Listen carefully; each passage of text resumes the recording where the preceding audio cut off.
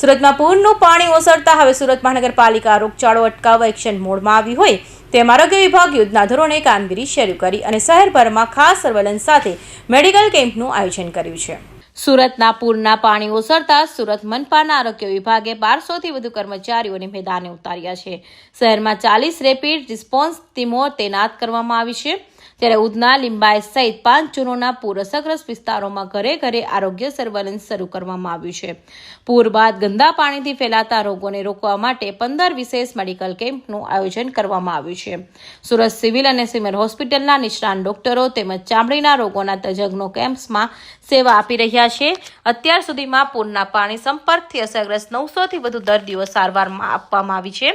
આશા બહેનો, ANM અને MPHWની ટીમો ઘરે ઘરે જઈ તાવ, શરદી, ખાંસી સહિતના લક્ષણો ધરાવતા દર્દીઓની તપાસ કરી રહી છે. ખાસ કરી હાઈ રિસ્ક અને ઝૂંપડપટ્ટી વિસ્તારોમાં સઘન સર્વેલન્સ હાથ ધરાયું છે. તો સુરત મનપા નાગરિકોને અપીલ કરી છે કે કોઈ પણ તકલીફ જણાય તો જાતે દવા લેવા બદલે તાત્કાલિક નજીકના મેડિકલ કેમ્પ અથવા ડોક્ટરનો સંપર્ક કરે. સુરત મહાનગરપાલિકાના આરોગ્ય વિભાગ દ્વારા આપ સૌ જાણો છો કે 7 અને 8 તારીખના રોજ ભારે વરસાદની પરિસ્થિતિ બાદ સઘન સર્વેલન્સ અને રેપિડ રિસ્પોન્સ ટીમ માટે સ્થળ પર સારવાર મળી રહે તે મુજબનું આયોજન કરવામાં આવેલું હતું.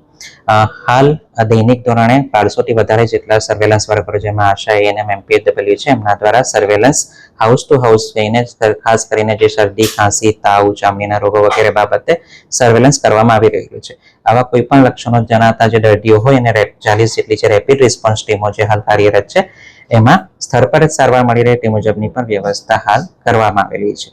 આ ઉપરાંત માનનીય નાયબ મુખ્યમંત્રી સર, આપણા પ્રભારી સચિવ મેડમ અને આપણા કમિશનર સાહેબની સીધી સૂચના અને માર્ગદર્શન હેઠળ કુલ આજે 5 અસરગ્રસ્ત ઝોન જે છે, ખાસ કરીને લીંબાયત zone, Udhna zone, Varachha zone A, Varachha zone B અને અઠવા ઝોન, ત્યાં મેડિકલ કેમ્પની પર આયોજન કરવામાં આવેલું છે, જેમાં ખાસ કરીને મેડિકલ ઓફિસર, પેરામેડિકલ સ્ટાફ અને સિવિલ સ્વીમરમાંથી ખાસ કરીને જે ચામડીના રોગોના નિષ્ણાત ડોક્ટરોની પણ ઉપલબ્ધિ સુનિશ્ચિત કરેલ છે, જેથી આવા કોઈ પણ જાતના લક્ષણો ધરાવતા દર્દીઓ હોય એમને ત્યાં જ ફિલ્ડમાં જ આ તમામ કેમ્પો પર જરૂરી સારવાર અને જે નિદાન અને સારવાર થઈ શકે તે મુજબની વ્યવસ્થા કરવામાં આવેલી છે.